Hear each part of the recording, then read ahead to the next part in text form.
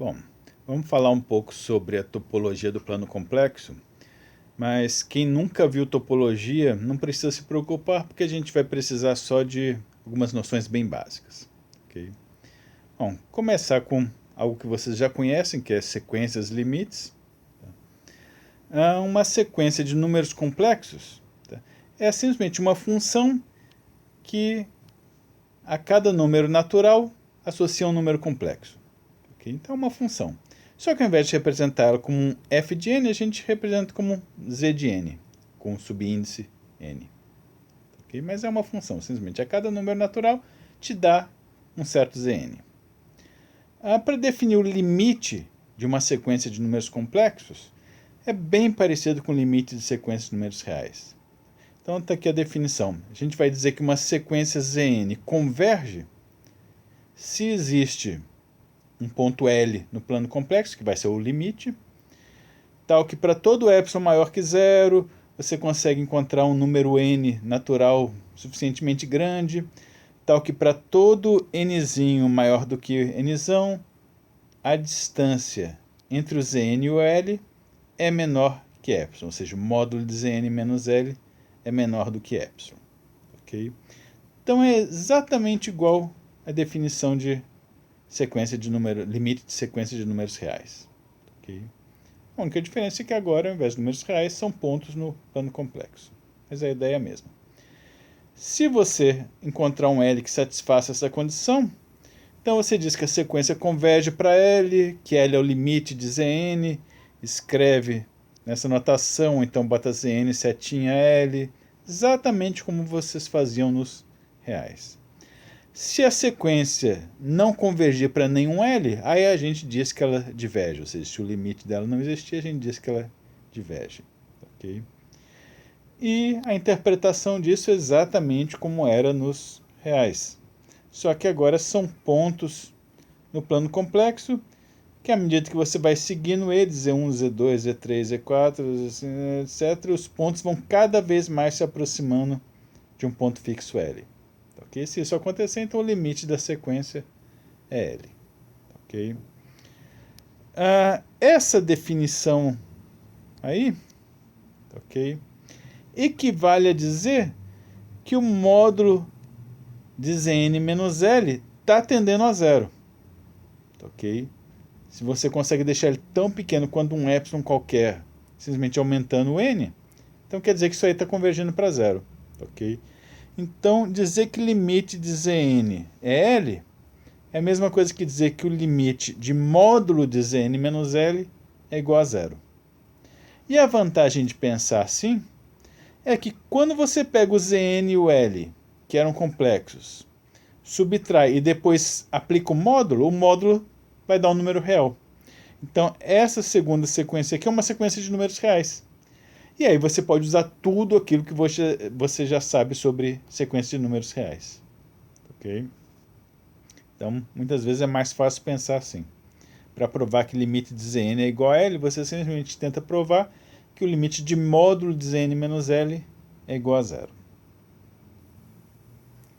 Então, por exemplo, esse primeiro exemplo, quero mostrar que I sobre N converge para zero. Intuitivamente isso aí é óbvio, né?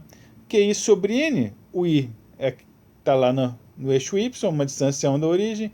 I sobre 2 também vai estar no eixo Y, uma distância meio da origem. I sobre 3, I sobre 4 vai se aproximando cada vez mais do zero, né?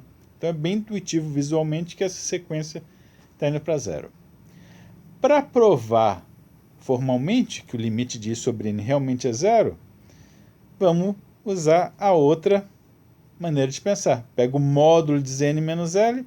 Zn, então, é o meu I sobre N. O L eu quero provar que é zero. Então, aqui eu quero provar essa relação aqui, né? Então, meu L é zero. E aí, agora, simplesmente, IN menos zero. Quando eu tirar o módulo, vai ficar módulo de I sobre N. Módulo de I é 1. Então, vira um limite de 1 sobre N, que vocês já sabem que dá zero. Então, pronto. Acabou a demonstração. Ok? Exemplo 2. A sequência I elevado a N diverge. Por que diverge? Porque a gente já viu que as potências de I vão se repetindo, né? i ao quadrado dá menos 1, ao cubo dá menos i, e a quarta dá 1, e a quinta dá i, e aí depois vai repetindo, vai ficar pulando entre esses 4 pontos. Se ela fica pulando entre esses 4 pontos, quer dizer que ela nunca vai ficar se aproximando de um único ponto fixo. Então não tem limite, então essa sequência diverge. O exemplo 3, ok? Deixar para vocês demonstrarem isso, mas isso aqui é muito importante, por isso eu até botei esse quadrinho aí para ressaltar. Isso aí depois a gente vai usar bastante. Então guardem isso. Limite de uma sequência z elevado a n, então z é fixo, eu estou elevando a potências cada vez maiores. Se o módulo de z é menor do que 1, essa sequência vai tender para zero. Okay? Porque a gente já viu que se eu tirar o módulo de z elevado a n, é a mesma coisa que o módulo do z, isso aí elevado a n, né? Mas se o módulo de z é menor do que 1, quando eu elevar potências cada vez maiores, isso aí vai ficar cada vez menor, vai tender a zero. Se o z for igual a 1, o z, não o módulo de z. Se o z for igual a 1, obviamente, o limite das potências dele vai dar 1. Se o módulo de z for maior ou igual a 1, mas não o caso z igual a 1, então a sequência vai divergir. Okay? Se for maior do que 1, é óbvio, né?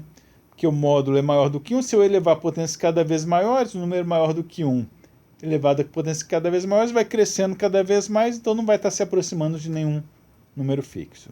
Okay? Módulo de z igual a 1, mas não o próprio 1, okay? É um pouco mais complicado ver que diverge, mas pensa em termos de ângulo. Então, um ponto que tem módulo igual a 1 vai estar no círculo unitário. Então vai ter um certo ângulo que, se eu excluir o próprio z igual a 1, então z é diferente de 1, então o ângulo dele, o argumento dele não vai ser zero. Okay? Então vai ter um ângulozinho ali. Quando eu elevar a n, o ângulo vai ser multiplicado por n, né? Então o ângulo vai ficar aumentando. Então eu vou ficar basicamente girando no círculo, mas sem estar parando, me aproximando de um único ponto fixo. Okay? Então guardem essas relaçõezinhas aí. Limite de potência de z, a gente vai usar bastante mais para frente. Bom, propriedades de limites. Tem uma listinha de propriedades aqui, ok? A maioria delas é idêntica a propriedades de limites de números reais, de sequências reais, ok? Eu recomendo que vocês tentem provar algumas delas. Tá? Uma maneira boa de provar isso aí é usando isso aqui, que eu tinha falado, que é provar um limite de uma sequência complexa. Tenta provar que o limite do módulo de zn menos L vai para zero. Okay? E usando isso, dá para você provar tudo isso aqui. Tá? Recomendo que vocês tentem fazer pelo menos algumas. Tá? Então, primeira propriedade, o limite de uma sequência de números complexos é único. Ou seja, não dá para ter dois limites distintos.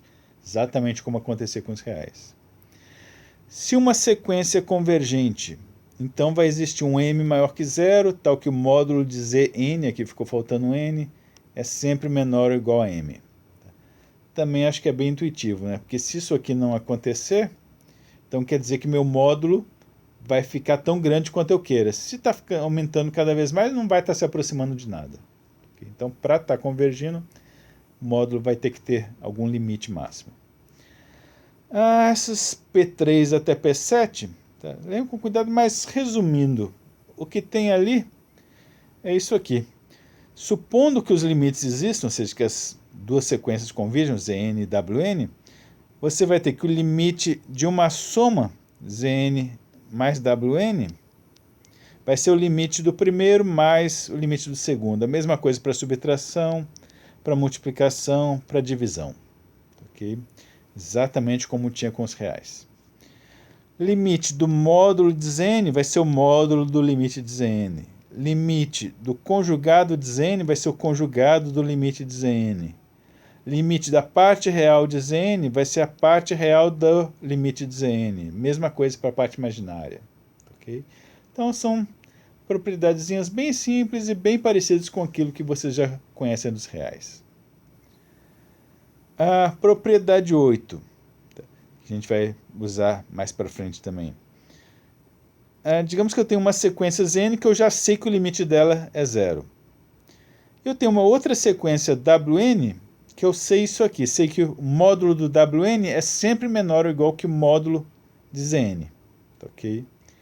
Bom, aí o que vai acontecer? Se o Zn está indo para 0, ou seja, ficando cada vez menor, e os W são já menores que os Zs, então não tem escapatória, né?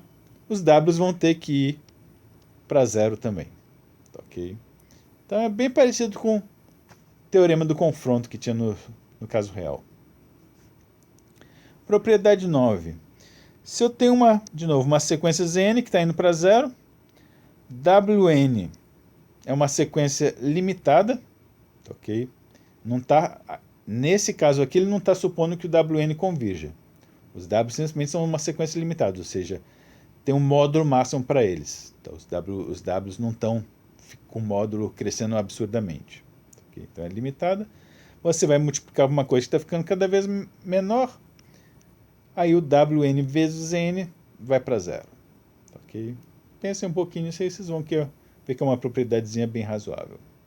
Mas, como eu falei, depois tentem provar pelo menos algumas aí que é bom para treinar. Bom, vamos agora para a topologia em si mesmo. Bom, então começa com ponto Z0 fixo no plano complexo, um R maior que 0. Okay. A gente vai definir bola aberta de centro Z0 e raio R, que a gente vai representar assim, B de Z0R, como sendo o conjunto de todos os pontos tal que o módulo de Z menos Z0 é menor que R, ou seja, a distância do ponto Z até o ponto fixo Z0 é menor que R. Okay? Então, vai ser justamente uma bola de centro Z0, raio R. Okay? A gente chama de bola aberta porque aqui é estritamente menor do que R. Então não inclui a distância R, então não inclui a fronteira. Por isso que a fronteira está pontilhada. Okay? Aqui ele chama essa bola aberta também de vizinhança. Okay? Mas para quando vocês forem ver, não confundir a cabeça de vocês quando vocês forem estudar topologia, okay? Já deixo um aviso aqui de que essa palavra vizinhança, que aqui ele está usando para significar a bola aberta, em topologia mais geral esse termo é mais usado para qualquer coisa que contenha a bola aberta. Okay? Então, aqui está a bola aberta verde, uma vizinhança poderia ser qualquer coisa que contenha a bola aberta, qualquer coisa maior do que ela. Okay? Na topologia geral. Aqui ele está usando simplesmente como significando a bola aberta. Bom, uma bola fechada agora. Bola fechada de centro Z0 e raio R, que ele representa assim, B de Z0R com traço em cima, que depois vocês vão ver o que significa esse traço, vai ser a mesma definição, só que agora com menor ou igual.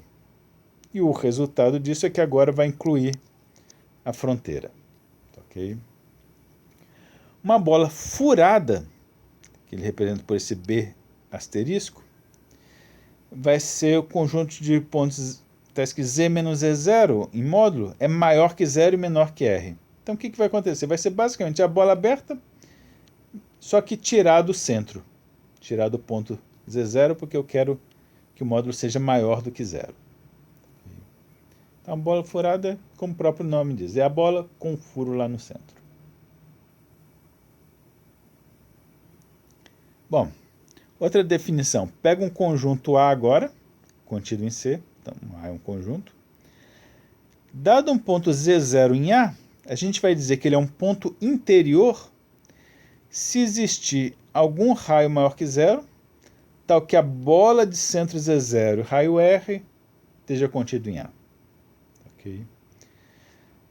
Traduzindo, um ponto vai ser interior, basicamente, se alguma bola em torno dele, ou seja, tendo ele como centro, esteja contida em A.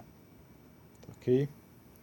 Então, você tem que conseguir achar alguma bola em torno dele, mesmo que seja muito pequena, que esteja toda contida dentro de A. O conjunto de todos os pontos interiores de A a gente chama de interior e representa por int de A. Okay? Ponto de fronteira agora. Ponto Z0 vai ser um ponto de fronteira se para todo raio que você pegar, por menor que seja, você conseguir achar um ponto em A, um ponto em C menos A, ou seja, fora de A, tais que os dois estejam na bola de centro Z e raio R. Traduzindo, um ponto vai ser ponto de fronteira se qualquer bola que você pegar em torno dele, por menor que seja, sempre ela vai conter pelo menos algum ponto de A e pelo menos algum ponto fora de A. Ok? E só uma observaçãozinha que é importante, o ponto de fronteira, ele mesmo pode ou não pertencer a A. Porque às vezes ele pertence, às vezes não. Mas o que importa é, uma bola em torno dele vai sempre pegar alguém dentro e alguém fora de A. Ok? O conjunto de pontos de fronteira a gente chama de fronteira e é denotado por esse símbolozinho aqui, esse del A. Ok? Não esquentem muito a cabeça com o significado desse símbolo. Ok? Esse del lembra derivada parcial, mas é simplesmente um símbolo para fronteira. Ok? Outra definição, ponto de acumulação. O Z0 vai ser um ponto de acumulação de A se para qualquer raio maior que zero, a bola furada, está vendo o asterisco ali, de centro Z0 e raio R, tiver uma interseção não vazia com A. Okay? Ou seja, você quer, traduzindo, né, que qualquer bola em torno dele contém algum ponto de A, porque você quer que a interseção com A seja não nula, mas diferente dele porque você está pegando a bola furada, então você não está considerando o próprio Z0. Ok? E de novo, pode acontecer que o próprio Z0 pertença ou não pertença a A, isso aí não afeta em nada. Ponto isolado.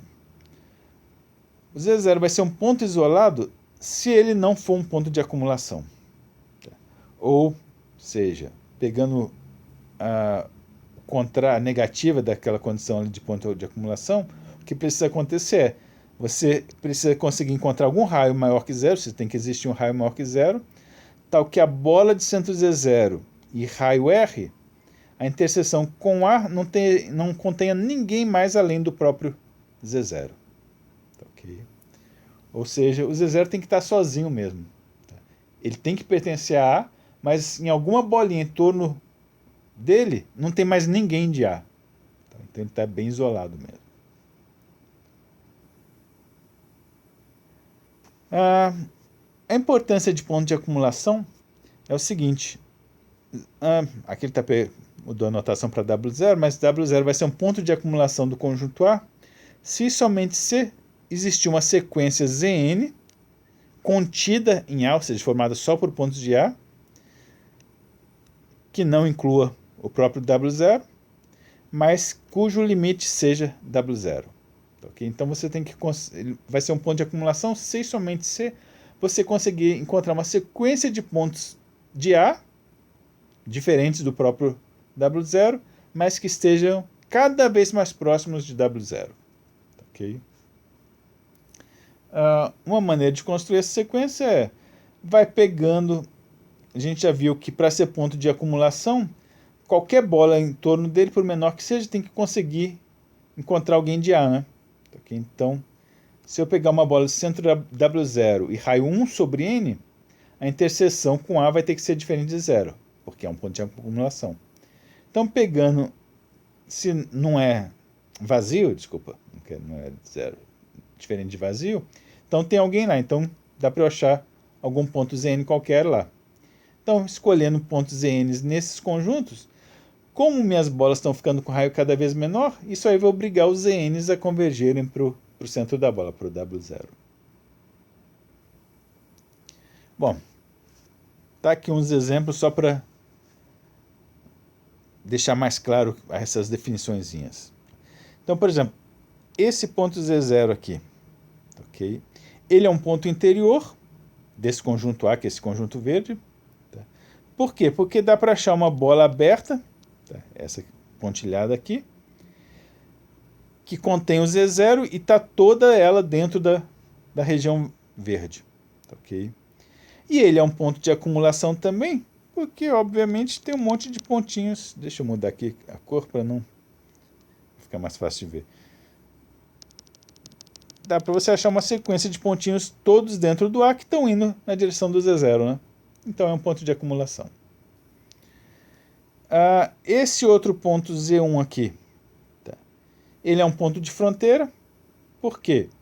Porque qualquer bola que você pegar em torno dele, por exemplo, essa outra pontilhada que ele botou aqui, sempre vai pegar alguns pontos aqui da área verde e alguns pontos fora. Ok? Se eu diminuir a bola, ainda assim isso aí vai continuar acontecendo. Então é um ponto de fronteira. E é de acumulação também, porque de novo eu consigo achar uma sequenciazinha de pontos contida em A e que está indo para aquele Z1. Okay? Esse ponto Z3 aqui. No livro estava uma bola aberta que dá a entender que o Z3 não pertence ao A. Eu mudei para bola fechada. Ou seja, para mim o Z3 agora pertence a A para ficar um exemplo mais interessante. Okay? Porque se esse Z3 pertence a A, então ele satisfaz a condição de ponto isolado. Qual que é a condição de ser ponto isolado? É pertence a A, por isso que eu mudei para bolinha fechada. E tem alguma bola em torno dele que não contém mais nenhum outro ponto de A além do próprio Z3. Okay? E ele é um ponto de fronteira. Parece meio esquisito, né? Porque se você olha para o A, dá a impressão que a fronteira é só esse polígono aí, cercando a área verde. Okay? Mas como o Z3 pertence a A, okay, então ele satisfaz a condição de ser ponto de fronteira. Porque qualquer bola que eu pegar em torno dele vai conter pontos fora de A, né? Aí, todos esses pontos aqui estão fora de A. E também contém pontos de A, que é o próprio Z3. Okay? Para ponto isolado, você pode pegar o próprio Z3. Então, é ponto isolado de fronteira. Okay? Depois, dei uma lida de novo lá nas definições, com calma, pensem nesse exemplo, até vocês guardarem bem essas definições. Mais uma definição. Pega de novo um conjunto A. A gente vai dizer que ele é aberto se todo ponto dele for um ponto interior de A. Okay?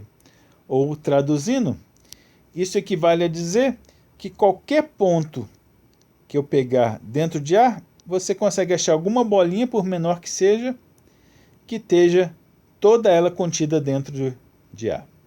Okay? Então, se eu pegar o A aqui sem a fronteira, então a fronteira está toda pontilhada, então ele é um conjunto aberto. Okay? Se eu incluísse algum ponto da fronteira, okay, como pertencente a A, então ele deixaria de ser conjunto aberto, porque agora, por menor que seja a bolinha que eu pegar em torno daqui, sempre ela vai sair um pouco do A. Okay? Mas se não tiver nenhum ponto da fronteira, então é um conjunto aberto. Conjunto fechado. Definição é que um conjunto A é fechado se o complementar, ou seja, C menos A, for aberto. Okay? Uma maneira mais prática de entender isso aí é que um conjunto vai ser fechado se todo ponto fora dele estiver dentro de uma bola que não toque o A. Okay? E isso dá para mostrar também que é equivalente a dizer que o A tem que conter, para ele ser fechado, ele tem que conter todos os seus pontos de fronteira. Outra definição, um conjunto A gente diz que é limitado se você conseguir achar algum número R, algum raio maior que zero, grande o suficiente, que seja capaz do A inteiro conter dentro dessa bola. Okay? Então, basicamente, para um A ser limitado, ele não pode ter pontos se afastando infinitamente longe da origem. Okay? Todo conjunto A tem que caber dentro de alguma bola, mesmo que seja uma bola enorme. Mais uma definição. Dizemos que um conjunto A é compacto se ele for fechado e limitado ao mesmo tempo. Okay? Então, basicamente, satisfazer essas duas condições ao mesmo tempo. O fecho de um conjunto A, que aí é denotado por colocando o conjunto com traço em cima, okay, como naquela bola fechada que a gente viu lá em cima. Então, esse traço que tinha lá em cima da bola significa justamente que eu quero pegar o fecho. Fecho, por definição, é simplesmente o conjunto união com a sua fronteira. Okay? Então, pegar o fecho de um conjunto é pegar o conjunto e incluir nele toda a fronteira que estiver faltando. Okay? Então, nesse conjunto A que está aqui em cima, o fecho dele seria toda a área verde mais todos os pontos desse polígono aí de fronteira.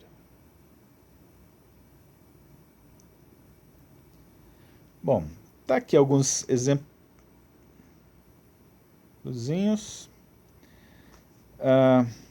Esses primeiros aqui, esse 1 e esse 3, eu vou deixar para vocês pensarem sozinhos, não é nada muito complicado. Esse segundo aqui é mais interessante. Se você pegar o plano complexo inteiro, ou então o conjunto vazio, se você parar para pensar bem, você vai ver que eles são conjuntos abertos. Eles satisfazem a condição que tem lá em cima de a definição de aberto. E eles também satisfazem a condição de conjunto fechado. Okay? Olhem com calma a definição, okay? E chequem que esses conjuntos satisfazem tanto a condição para ser aberto quanto para ser fechado. Então, certos conjuntos podem ser abertos e fechados ao mesmo tempo. Okay? Esse exemplo 4, okay? Ele dá essas condições aqui que, se você parar para pensar, representam um conjunto mais ou menos assim. Okay? Aqui estaria o eixo Y, aqui o eixo X. Okay? Pensem depois com calma. Aí ele está falando que o ponto 2, que estaria aqui, e o ponto 3 sobre 2, que estaria ali, são pontos de acumulação. Okay?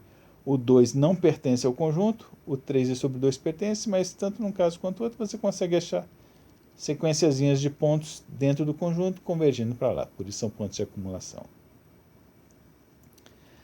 Esse exemplo 3, 2, 5 também deixar para vocês pensarem, é bem simples. Mais uma definiçãozinha. Vocês estão vendo que essa parte de topologia é cheia de pequenas definições, né? Então é questão de ler elas com calma, até vocês se acostumarem. Essa aqui é bem simples. A gente define um segmento de reta ligando um ponto Z1 até um ponto Z2 como conjunto de todos os pontos dessa forma, que, se vocês pararem para pensar, é justamente a nossa definição, a nossa ideia intuitiva de segmento mesmo. Okay? E ele representa o segmento assim, bota entre colchetes o ponto inicial e o ponto final. Outra definição, caminho poligonal. Nada demais, simplesmente uma sequência de segmentos saindo de um ponto Z1 até chegar no ponto final. Então isso é o que ele chama de um caminho poligonal. Outra definiçãozinha, um conjunto A é conexo se quaisquer dois pontos que você escolher dentro do conjunto, você conseguir ligar eles por um caminho poligonal completamente contido em A, ou seja, o caminho não pode passar por fora de A em nem um ponto. Okay? Se você conseguir sempre achar isso, o conjunto é conexo. Se não for possível, ele é desconexo. Okay? Então está aqui dois exemplozinhos bem simples. Esse conjunto aqui é desconexo. Por quê? Porque se eu pegar um ponto aqui e o outro aqui, nenhum caminho poligonal vai me levar desse para aquele sem passar por fora da área verde, né? Ok? Então é desconexo. Esse aqui é conexo porque quaisquer dois pontos que você pegar dentro da área verde, você consegue chegar e de um para o outro através de um caminho poligonal. Ok? Então, intuitivamente, o conjunto vai ser desconexo se ele tiver duas ou mais partes separadas. Ok? E conexo se for uma única parte, se der para você andar por ele todo sem ir de qualquer ponto a qualquer outro sem sair do conjunto. Tá aqui um exemplozinho bem simples. Ele pega esse conjunto aqui, que é basicamente formado por essas duas bolas abertas. Tá? É aberta porque é tudo menor, então não inclui o igual, que seria a fronteira. As bolas se tocam aqui. ok? Mas, na verdade, não se tocam porque eles se tocariam na fronteira, né? Como a fronteira foi excluída, então, na verdade, elas não se tocam. Esse conjunto, ele é desconexo porque se eu pegar um ponto aqui e um ponto aqui, se eu vier por aqui, obviamente eu saio do conjunto, né? Para fora das bolas. A única maneira de tentar ficar dentro seria passar por aqui, né? Mas, de qualquer modo, esse pontinho aqui por onde ele passaria também não faz parte do conjunto, então, de qualquer modo, saiu, nem que seja um único ponto do conjunto, então já é desconexo. Bom, parar por aqui. Outra hora a gente faz os exercícios.